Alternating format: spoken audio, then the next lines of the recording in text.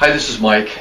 This tutorial video is going to be on the simple fact that many of you have pain, have discomfort, distress, bloating, circumstances, symptoms every time you eat, even when you're combining properly according to the restrictions on the plan. Most of these types of issues, symptom issues, we kind of liability-wise need to refer you back to your doctor. As we always try to, we're going to tell you what we can. Symptoms of pain are in regard to one of several different things. You can usually kind of tell by how you feel after you eat which type of causation it might be. But some people have ulcers in their stomach.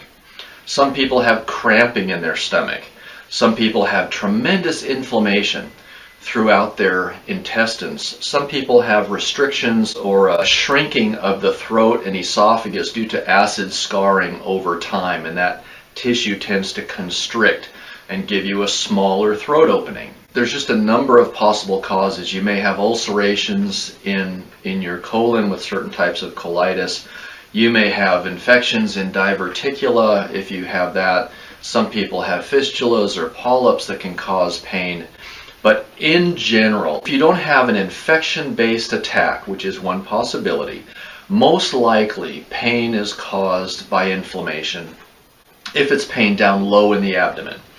If it's caused almost immediately during or at the end of a meal, it's more likely stomach-related. Stomach-related pain is usually caused by either an ulceration, which is a doctor issue, an issue that a doctor could help you with, or it's caused by bloating.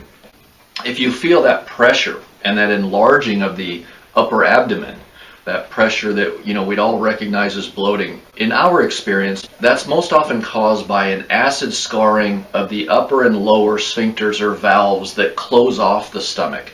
This is a normal part of digestion, but in people with extensive acid scarring or damage to these two valves, these valves tend to remain kind of puckered closed, even when it's time for them to release the food on down. There's a few things you can do about that. One is reduce the size of your meals. One is don't drink with your meal. Drinking is the fastest, easiest way to increase the volume of material in your stomach. And you almost don't think about it. You're just sipping or drinking a soda or a drink with your meal. And you really dramatically increase the volume and reduce the effectiveness of your enzymes or acid digestion. I also find that peppermint oil tends to really soothe those valves and allow them to relax a little bit and let your food pass more quickly. So there's a few things that you can do, but basically those are probably the causes of most of your pain. If you feel pain on the lower right or left side, that's ascending or descending colon or intestine in most cases, and so that's inflammation based. If you're entering into an attack and you feel pain down low, that's very possibly infection based. Pain in your stomach immediately during or following a meal, that's a stomach issue, often because of the closing of those valves. So based on which issue you may have, you can look a little further into the tutorial videos or some of the aspects of the plan in the 50 things you absolutely must know. Thanks.